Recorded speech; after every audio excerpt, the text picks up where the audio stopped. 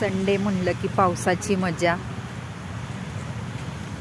प्रत्येक शनिवार रविवारी फिरून गेलं तरी पुन्हा यावंसं वाटतं, कारण पावसामुळे आता मस्त सगळीकडे हिरवंगार झालेलं आहे आणि छान वाटतं असं मोकळ्या वातावरणात थोडं फिरून गेल्यानंतर.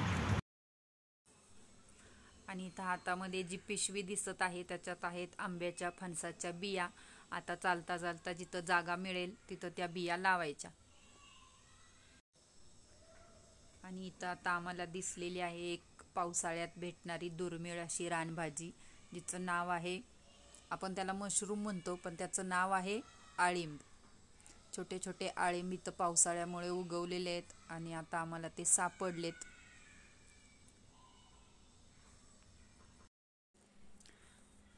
आणि याचा आकार बघितला अळिंबाचा तर तो एकदम छत्रीसारखा असतो, पांढरे शुभ्र असतात आणि खाण्यायोग्य असतात.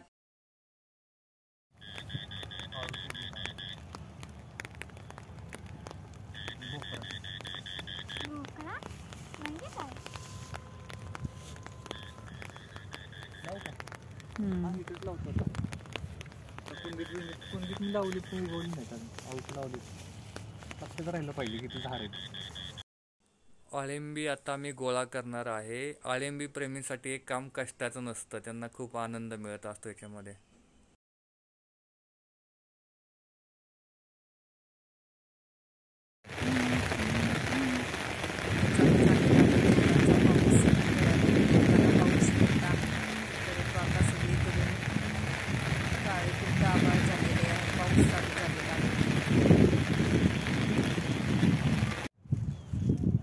आपल्याला हे 2 मशरूम भेटलेत, पण ह्याच्या बॅक साईडचा जो भाग आहे तो व्हाईट कलरचा नाहीये, पिंक आहे किंवा काळा जर असेल लाईट पिंक तर घ्यायचं नाही, हे विषारी असतंय.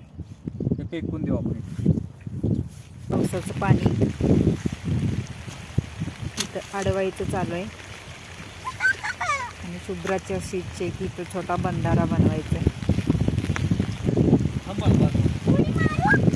आता हे दोघे जण दगड माती लावून इथं बंधाऱ्याची भिंत बांधणार आणि वरून येणारं पाणी अडवणार.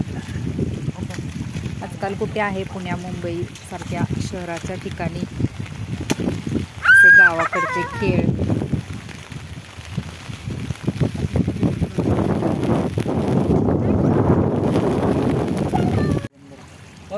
अशा प्रकारे बंधाऱ्याच्या भिंतीचं काम पूर्ण झालेलं आहे आणि एका बाजूने पाणी जाण्यासाठी दरवाजा बनवलेला आहे आणि इकडून पूर्ण पॅक केलेलं आहे आणि साठलेल्या पाण्यामध्ये मस्ती करणं चालू आहे.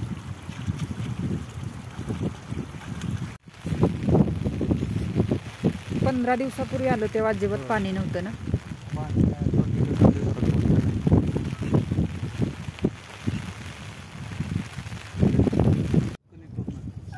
आणि आता चालून थकली, पाय दुखायला लागले.